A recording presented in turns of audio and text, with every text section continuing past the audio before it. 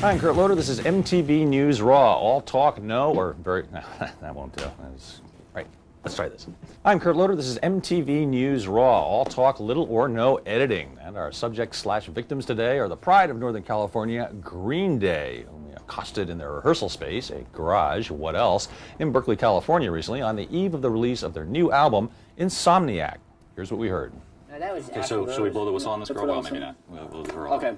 No, superhero. No, leave him open, cool. but if you could just ask him to not Superhero. Don't say Shut up! Don't speak bad words. Shut up, shut nap. Say peas and carrots. Don't say. Get a ring ever? Yeah, it'd be cool if it rings. It lights up. Yeah, actually, it's a soundless lighter upper kind of thing. You know. So we can see it. It's beautiful. Who do you look around at today, like bands your age that are really, really great? Anybody you see that's terrific and maybe nobody knows about yet? Nobody knows about it. Weezer, I don't even know. I like Weezer. I mean, everybody knows who they are. Yeah. Yeah. Everyone. Like Weezer, everybody knows. Stevens, yeah. They're over.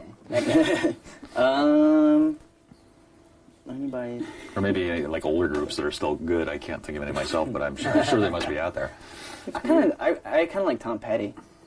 I appreciate him because he's a no bull kind of artist. You know, He's not a sex symbol. He's not a sex symbol. He's not like watching Aerosmith in the MTV Music Awards was like watching an old man ready to have a heart attack. You know, with that guy doing the backflips and stuff. Yeah, I turned to those guys. I was like, my sister took me to see you in the back of a Coliseum once. It's weird. That's all I can really say, It's just like, you guys are like superheroes. You're not like real people, I mean, don't get me wrong. I'm sure they're real people, but they're real superheroes. Jesus. Man, whatever, the B12. It's like, what do you say? Yeah, well, they're still with us for sure and making tons and tons of money. Who's that? Aerosmith. Oh. Those guys. Did you find this whole thing disorienting? I mean, did you suddenly, well, not suddenly, but you come out and you've made it to the level you're at? Do you worry about sort of being sucked into the industry? Well, you are in the industry, I guess we should. Yeah. To an extent. There's no conveyor belts. There's no time card. There's no, parking lots. Us being in the industry means we're here right now, I guess. Yeah. I hope there might even be worse things. Yeah. Oh, yeah, it's just part of it, though, I mean, do you find it affecting the way you write stuff, or the way you perform, or the way you dress, or anything like that? No, I don't think so. I mean, we're not going to come out and with being like punk rock and stuff like that. We've always been sort of just silly. Yeah. I mean, silly would be right. I mean, we weren't nerds. I wasn't a nerd in high school. I was more like, I didn't get beat up. I was just invisible. And Invisible. Well, you didn't go to you. Oh yeah, I forgot. You hung out in front of I slept in the back of Mike's truck all the time. Well, you guys, you weren't like delinquents or anything, right? You were just kind of. I guess the average age is. Well, you were going to clown school, right? Can we talk about that for a minute? I didn't go to no, Come on, and you. It was a summer camp. Yeah. And I was a young lad. Yeah. And as young lads and young girls go to She hung out with Wavy Gravy. Wavy Gravy. What's that all Showering about? with Wavy. And So there's like a hippie background to your life. He took a shower with Wavy Gravy. You did? Maybe his last one. So, that's your... How do you hide money from a hippie? Put it under the soap. No, it's like... I went to school like everyone else, I believe that. Well, not Actually, like everyone else. Just because I lived in a he was teepee playing in the one time, Lookouts. don't mean it. He's playing in the Lookouts ever since he was 13. Yeah. So, he's been playing with Lawrence Like Livermore, 12. who's an avid punk rocker. He's been around to see it all since he was like 9. So. Yeah. Solar Power Core. It's all kind of interrelated. I mean, we played a lot of shows in Berkeley. It's just filled with hippies. How do you survive here? I mean, I always think They're of Berkeley as cool. being like the headquarters of like ponytail guys, and is it not like that? Always carry a Swiss Army knife with you. Well, first we were grunge, you see, and we had the ponytails and the flannels. Then we said, hey, there's something that's going to be happening soon. It's going to get a lot faster. We weren't quite sure if it was if you hippie slow our or if it songs was- down, just like, if it was do you have the time? It's like really slow and tuned down to like D. But what is time? When you think about it. So this new record seems a little angrier than before. Would that be fair to say? Kind of. It's more aggressive, It's yeah. a play at highest possible volume type record. Does this reflect something personal going on? That's just the way it came out, really. We just wanted to write. It's just, I mean, I don't know. I didn't really have a plan for it or anything. Hold on a second, okay? Can you Sure. All right. He'll be right back. Well, let's get back to clown school, okay? No. Can you Let's juggle get some something air. for us? Or I'm fascinated by this. Like this, like an axe right into it. And Do you run up like And then I ripped the pole out and shit sucks. No. well, the I'll thing be like, it's You weird. know what we're gonna tour yet? Are you sitting on it? no. And one problem is that we don't have a drum set for the next tour. Yeah. Well, I had the same somebody guitar. will give you one. You know? Did your mom bought you that guitar? Is that like an old guitar? Yep, my mom bought it for me when That I was sucks. about 11 years old. I went when I was 11, and I still have it. Can't just use other guitars. And Ollie knows what guitar is gonna rock and what guitar is not. So My how- guitar is hard. How was last year for you with Dookie and everything? Did it change your lives? Did it Yeah, definitely. in positive ways? Yeah, well, you know, it increased financial stability. Always good. Yeah. Increased on- Were you living in more modest circumstances before that? Oh yeah. Yeah. I mean, you know, when you're eating top ramen every day, you know, there's not a whole lot you can Jolts. say. I'm living it up, you know. Well, we're always been able to live off our music and stuff because we just most of the time we lived in the van. Yeah. You know, just we toured 6 months out of the year all the time, and but I mean '94, ooh, kind of a blur. Yeah. 94. But it's over. What was 94? What Right. happened then? Was the success thing? Do your fans like write to you, or do you have your own internet account? I or write something? back internet, every yeah, person right. who writes this. Every person who writes this, I sit down and handwrite a full-length letter and answer every single question. I've got the way stacks. I've people got a should, whole room yeah. stacked full.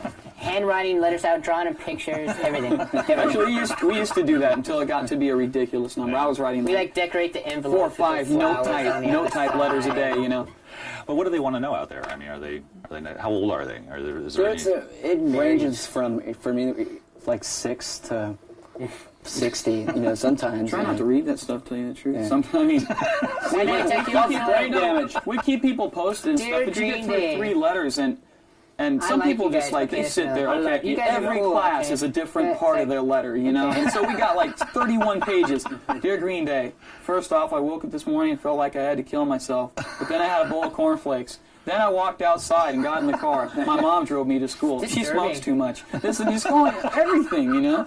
It's ridiculous. Green Day, Young America's own therapist. Stay tuned for more when we return. Something like that, kind of.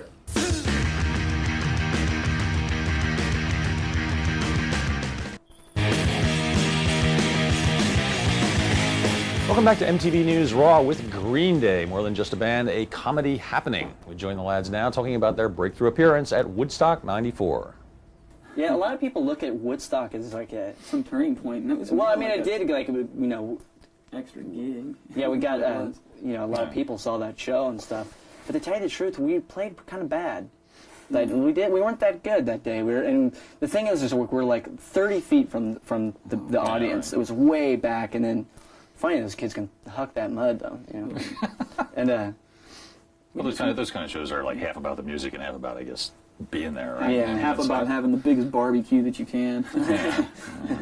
Half about taking hundreds of dollars from suckers. Those guys like paid like, you know, so much for the tickets, and then like everyone else just came in for free. Yeah, like I mean- all the locals just like Yeah. walked right in with their beer, right? Like You were everyone there. else Well, is that like kinda evens drinking things out, Pepsi, you know? like all. I'm glad that they, you know, that they did it as opposed to not getting to go in for free. No, It's I cool. think it was great. I think the whole thing should have been, you know, free, but What do you It's- it's actually- kinda funny. it took a lot of aggressive persuasion to get us into that. these kids are like, oh yeah, we paid, blah blah, and then everyone else is in for free. We're pissed off. I'm just like, Did you watch any of the other bands there? I mean, was anybody really no, good? we were in and out. It was like our day off on the Lollapalooza tour. Oh, great. We just came in, went into play, and left, and it turned out to be quite a time. We were longer getting in there than we were on stage and actually there. Yeah. Jesus. Yeah, like I said, I don't think we were actually playing that well, and then the mud started flinging, and you know, it's like, can't beat them, join them, you know. So I just put my guitar down. Is this baby related to your baby, or is it, No. is it a previous baby? Previous baby. Was already there. I don't know, have babies like changed your lives? Yeah. Oh yeah. Oh, do yeah. that to you. Not mine. Swear albums Well, all the actually, yeah, time. Soon. mine too. You know, every time I see their kids, I get this big smile on my face because usually I smile first and then they smile. And Or they start crying. You know? Mike they has see like me, grandpa's they start dad. It's like he gets to hang out with the kids, but he doesn't have to. Yeah. Hardest thing I've ever had to do, that's for sure. Do you ever like play around them, or do you bring them in to listen to you rehearse while that? No, they don't come. They're too small for that. But and I play acoustic guitar. That's for what just Joe. pluck their eardrums out. And, you know. What do you play when you play acoustic? Are you playing Did I say that? like a James Taylor thing? Or? Uh, I'm sorry. Okay, you don't play acoustic. Yeah, I play acoustic. I wrote all my songs on an acoustic guitar. Oh.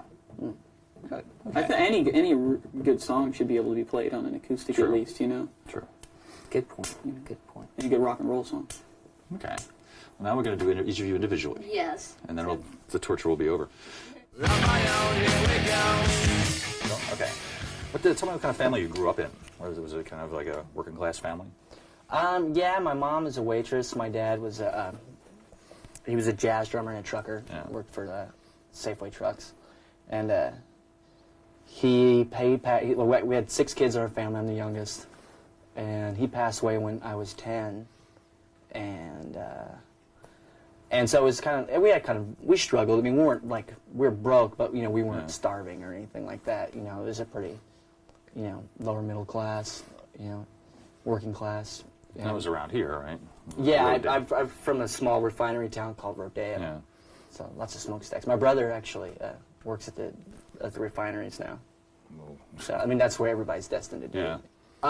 Yeah, I've always been into music. I mean, I've been into music since I was really young, like 5 and stuff. Like my What were you listening to then? I wonder.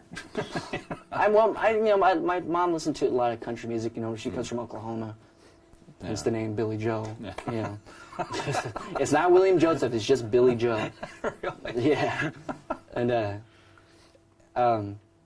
so I heard a lot of I heard lots of Elvis from my sister, and I have an older brother who's 21 years older than I am.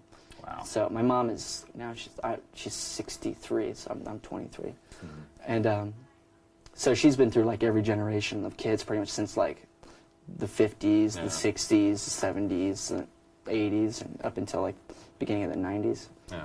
She's pretty understanding about the things that you wanted to do. Yeah, I mean, she was a real strict parent, for all of my other siblings. But I think by the time she got down to me, she was just like, "Hell with you," I remember I came in one time and I had this really bad haircut that my friend gave me.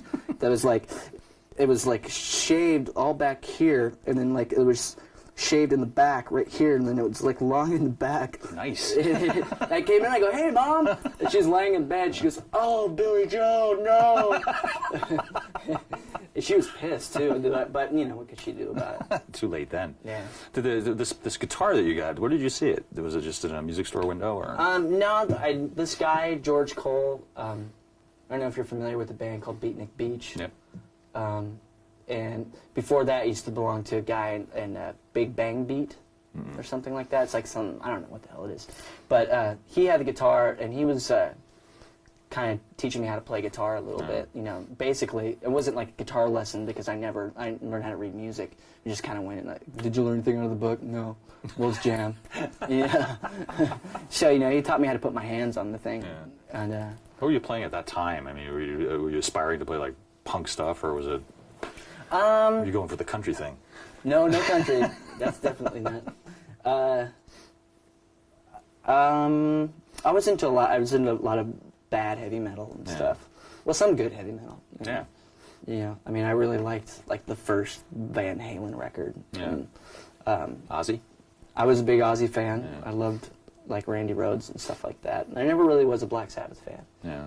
But Did you ever picture yourself as like one of these like fleet-fingered lead players just playing I always, really fast? I can imagine myself. I can imagine pretty damn good, but getting there, no way. I just didn't have the patience for it. Yeah. That was my thing. It's like I never, I just didn't. And I never wanted to sing for a band ever. Really? No, I just wanted to play guitar and stuff and kind of sit in the back. But I don't know. I think Mike kind of at one point just told me I didn't have a choice. He's gonna kick my ass. Were you writing stuff at this period too? Well, the first song I wrote, it's a song called "Why Do You Want Him?" When I was 14. That was when I started. Yeah. I was getting into. My sister was like a big, like Replacements fan, and Husker Du, and stuff. I remember like the first like sort of alternative rock. Right. show I've ever seen was REM. My sister took me when I was 13. They played in this high school gymnasium in Santa Cruz. Wow. So and I was like, oh, REM, they're not metal, dude, you know. and I went, and it was like, and the 3 o'clock opened up for them. Oh, wow. And it was like a religious experience for me. It was like, you know, they say every 7 years there's certain moments that change your life. Yeah. You know, I think that was definitely one of them. You know, I just it wasn't so much the music or the band, but it was just like the whole atmosphere. And I just remember watching, like, Peter Buck was like, he was playing this record, and like the monitors or the PA system was really bad or something. So he was like strumming on his guitar really hard. Everybody already walked off stage, and he was just going, just hammering on it. And then finally, he just takes this Rickenbacker and just swings it in the air and smashes on the ground. And I was like, yeah! That was like the greatest thing I've ever seen in my life, because it was anger. It was straight up aggression. You know, I mean, REM isn't quite the aggressive kind of band, but you know, at that time they were. Yeah, it was. I was impressed. I was 13. You know. Ode to Billy Joe. We'll be back with Ode to Billy Joe. We'll be back with the rest of Green Day, Mike and Trey Cool in just a moment.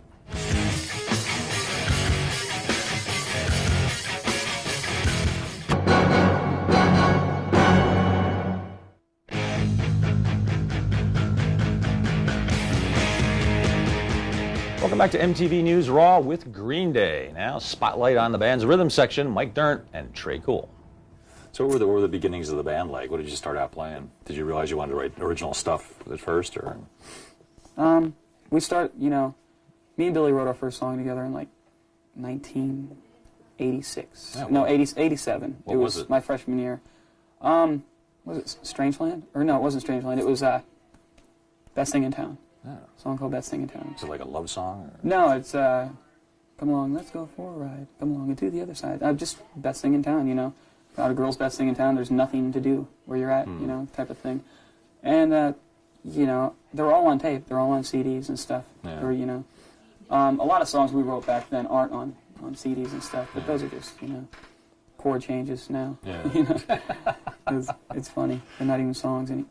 Did you look at this as something you could go ahead and pursue for like years? I didn't think we had any future in this. It was really fun for a long time. We just play. Anywhere and everywhere was our motto. Our old drummer had a VW bus, and he could drive, you know. And so it was anywhere and everywhere was the motto. Yeah. And we just went. We've played everywhere we can possibly imagine, from existentialist churches to banks to bathrooms to rooftops to the middle of the street to you know, people's kitchens to, I mean, lots of places. Yeah. And you do whatever you can.